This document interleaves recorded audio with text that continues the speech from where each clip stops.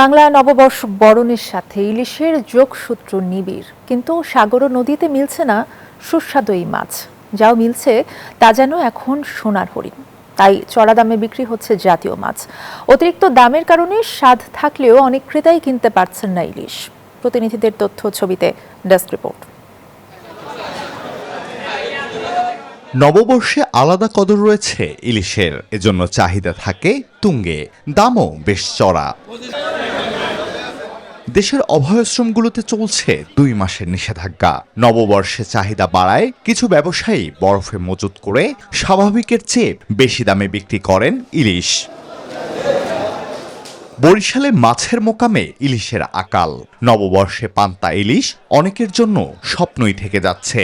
বাজারে 300 গ্রাম সাইজের 1 কেজি ইলিশ বিক্রি হচ্ছে 1300 টাকায়, 400 গ্রামের 1750 টাকা, 500 গ্রাম সাইজ 2250 টাকা, 8 থেকে 850 গ্রামের ইলিশ 3000 টাকা, আর 1 কেজি সাইজের ইলিশ 4 থেকে 5000 টাকা দরে বিক্রি হচ্ছে। ক্রেতাদের অভিযোগ, ইলিশের দাম আকাশচুম্বী। 1000 টাকার নিচে মিলছে না জাটকা ইলিশও। আধা কেজি মাছ দেখলাম যে 2500-2600 টাকা কেজি পড়ে। পান্তা ইলিশ বরিশালের লোকের এবার জুটবে না। যেহেতু আমরা মাছে ভাতে বাঙালি, দামটা কমুক যাতে সবাই একটু আমরা বৈশাখটা উদযাপন করতে পারি। বিক্রেতাদের দাবি, বৈশাখ উপলক্ষে চাহিদা বেশি কিন্তু সরবরাহ কম, তাই দাম আকাশ ছোঁয়া। সপ্তাহখানে আগে আমাদের ঘাড়ের হিসাবে আমরা 100-150 মণ মাছ টালিতে পাইছি।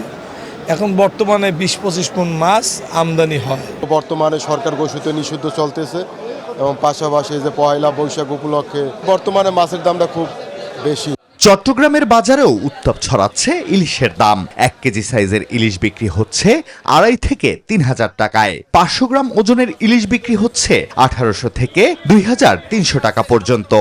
দাম বেশি, নাগালের বাইরে, 2500 টাকা পার কেজি। সাধ্যের মতো তেমন একটা নাই, ইলিশ মাছের বাজার এমনি একটু বেশি।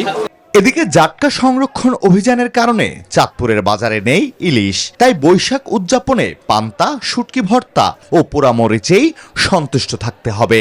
সরকার নিষেধ দিচ্ছে জাল বাইতে না, এখন জাল বায় না, কোনো মাছ ইলিশ মাছ পাওয়া যাইতে আছে না। 2 মাসের অভিযানে যদি মাছ ধরে তত মনে করেন কাজ জ্বালিয়ে দেবো গা, এই জন্য ইলিশ মাছ ধরা নিষেধ।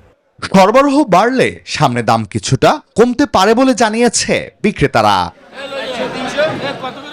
Desk report, news 24।